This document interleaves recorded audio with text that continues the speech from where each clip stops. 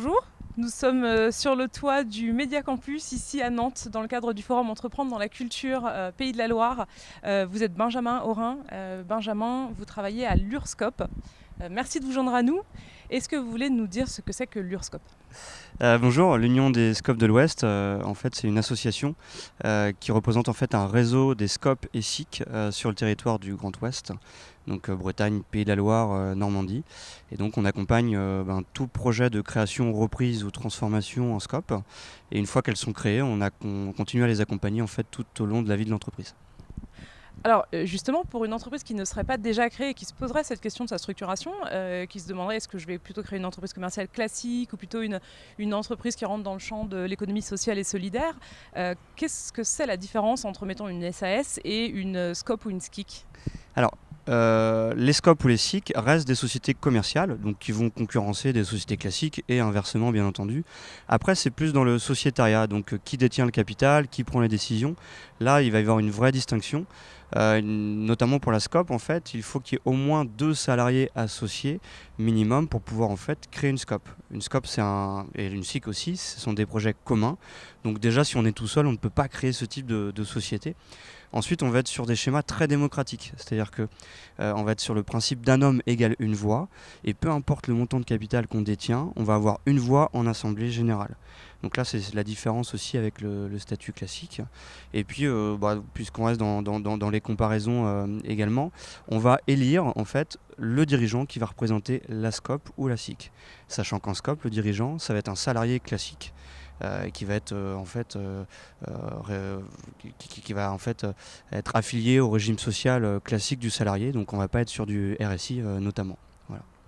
C'est intéressant le fait de lier l'actionnariat finalement au fait de travailler dans l'entreprise. Ce que ça veut dire concrètement, c'est qu'on ne peut pas avoir des gros investisseurs extérieurs qui ont tout le pouvoir et qui vont diriger l'entreprise pour des buts uniquement capitalistiques.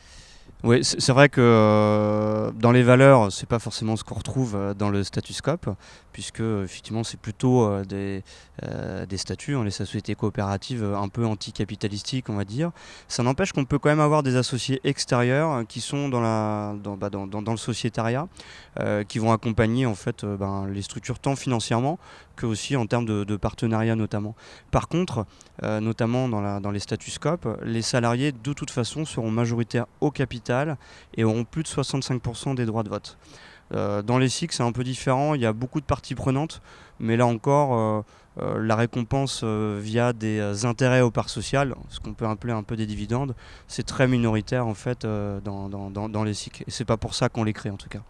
C'est vraiment des entreprises coopératives et solidaires.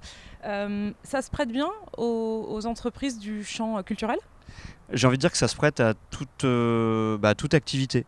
On va avoir du bâtiment, travaux publics, on va avoir de l'artisanat, du commerce, des services à la personne, du service tout court. Et effectivement, dans le milieu culturel, ça pose pas de difficultés particulières. Et c'est vrai que dans la culture, il y a notamment aussi le recours à des intermittents pour pouvoir exercer son activité. Le statut d'intermittent n'est pas un frein du coup à la forme sociétale SCOP ou SIC. C'est-à-dire les intermittents peuvent également être associés en fait de la SCOP ou de la SIC. Donc ça c'est intéressant de savoir. Tout en conservant leur statut. D'intermittent. D'accord. Le frein c'est peut-être plus qu'ils ne peuvent pas vraiment être gérants, ou ils peuvent l'être mais ils ne peuvent pas bénéficier de la protection du chômage en contrepartie. Okay.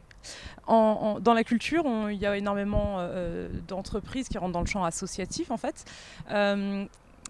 Quel est l'avantage d'une association versus une SCOP et réciproquement ? Par exemple, si je pense aux subventions, c'est vrai que souvent c'est un choix qui est fait dans l'idée de pouvoir conserver un droit aux subventions versus une SAS par exemple. Est-ce que ça change quelque chose d'être une SCOP ou une SKIC à ce niveau-là ? Alors, toute société commerciale peut bénéficier de subventions. C'est vrai que c'est pas forcément une lecture juridique très facile. C'est vrai que les subventions, en général, on les voit davantage dans les associations. Alors, il faut savoir que les salariés dans l'association, ils sont là pour des raisons techniques, mais ils n'ont pas le droit de faire partie en fait du conseil d'administration. Donc ils ne peuvent pas faire partie de la gouvernance. Donc je ne dis pas que c'est un inconvénient, c'est juste que si on veut faire participer les salariés à la gouvernance, c'est vrai que le statut SCOP et le statut SIC également peuvent être en fait des modèles plus cohérents. Après, on peut aussi voir des crises de gouvernance aussi dans les associations parfois. Il y a des personnes qui créent une association et qui pour X raisons veulent s'en détacher, partent à la retraite, et il n'y a personne pour reprendre un peu la présidence ou la trésorerie. Donc parfois ils préfèrent laisser les clés en fait de l'activité aux salariés. Donc on peut transformer en fait, j'anticipe peut-être une de vos questions, on peut transformer l'association en société coopérative. Alors justement, comment ça se passe? Imagine une association qui peut-être aimerait aller au-delà de son statut associatif, vendre des prestations commerciales qui peuvent être un petit peu difficiles à mettre en place dans un statut associatif. Donc elles ont cette possibilité d'évoluer. Comment ça se passe? Alors, il y a plusieurs conditions à réunir. Déjà, on va avoir une lecture un peu juridico-fiscale. C'est-à-dire qu'il y a des associations qui ne sont pas fiscalisées. Quand on devient une société commerciale, dont les SCOP et les SIC, on devient de toute façon fiscalisé. Donc, il faut regarder si le projet économique reste viable, même si on a de la TVA maintenant, et puis éventuellement de l'impôt sur les sociétés. Après, j'ai perdu le fil, je suis désolé.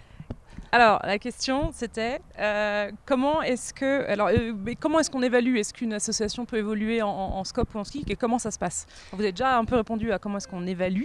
Voilà, d'un point de vue fiscal, effectivement, on a vu ça. Après, quand on se transforme, on garde la personne morale. C'est-à-dire que le numéro SIRET reste le même. Et en fait, lors d'une assemblée générale, d'une minute à l'autre, en fait, on devient SCOP ou SIC. Donc il n'y a pas besoin de changer en fait les contrats qu'on avait auparavant avec les clients ou fournisseurs ou partenaires. On garde le même compte bancaire, etc., etc. C'est juste la forme sociétale qui aura changé. Dans une SIC, il me semble qu'on peut accueillir en tant qu'actionnaire notamment des partenaires territoriaux. Tout à fait. C'est le seul statut sociétal qui permet de faire intervenir des collectivités locales, territoriales, au sein du capital de la structure. Donc c'est intéressant parce que c'est parfois des parties prenantes intéressantes sur des projets, et puis il y a aussi des activités qui sont subventionnées par ces mêmes collectivités, donc elles aiment bien avoir aussi un certain pouvoir pour prendre les décisions stratégiques de l'entreprise.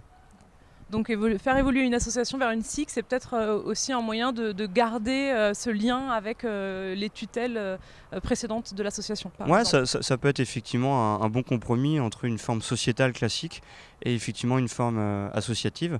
Alors ça ne veut pas dire que la collectivité aura du coup plus de 50% des voix, ça c'est clair, mais ça permet effectivement de trouver peut-être un bon compromis. Il faut savoir par contre par rapport au statut SIC, qu'il faut qu'il y ait un projet sur un territoire donné. La notion territoriale est très importante. Et la notion d'utilité sociale. C'est-à-dire qu'il y a certaines activités à la limite qui ne pourraient pas être en SIC parce qu'elles ne répondent pas à un besoin social sur un territoire. D'accord.